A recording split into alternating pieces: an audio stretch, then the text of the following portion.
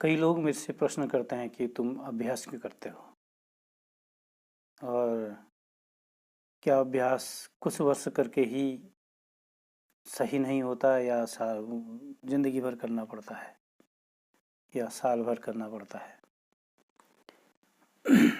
कई लोग मेडिटेशन को एक व्यायाम के रूप में लेते हैं, है वैसे व्यायाम के रूप में, उसकी वास्तविकता कुछ और है।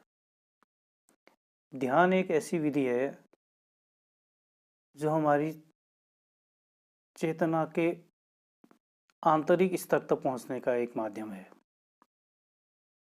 चेतना मेरे हिसाब से, लोग क्या कहते हैं, शास्त्र क्या कहते हैं मैं नहीं जानता, मेरी अपनी सोच है, मेरी अपनी खोज है।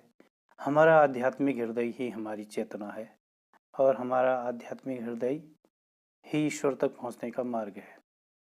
ईश्वर कौन है कोई नहीं जानता, लेकिन मैं ये कहता हूँ कि ईश्वर कोई नहीं है।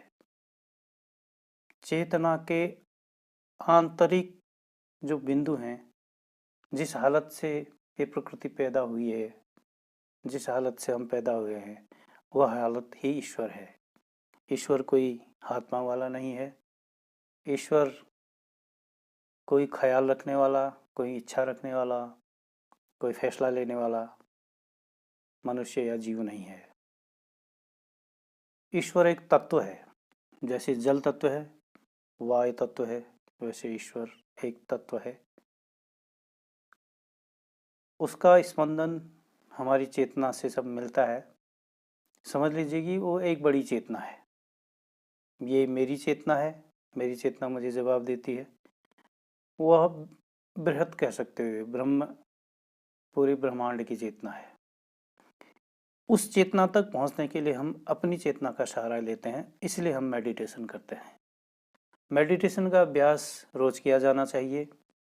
अगर रोज नहीं करेंगे तो पहले किया हुआ काम दूसरे दिन समाप्त हो जाता है। मैं 35-36 सालों से मेडिटेशन कर रहा हूँ, शायद उससे भी अधिक। मैं 17 साल 18 साल की उम्र से मेडिटेशन कर रहा हूँ। कुछ सालों तक तो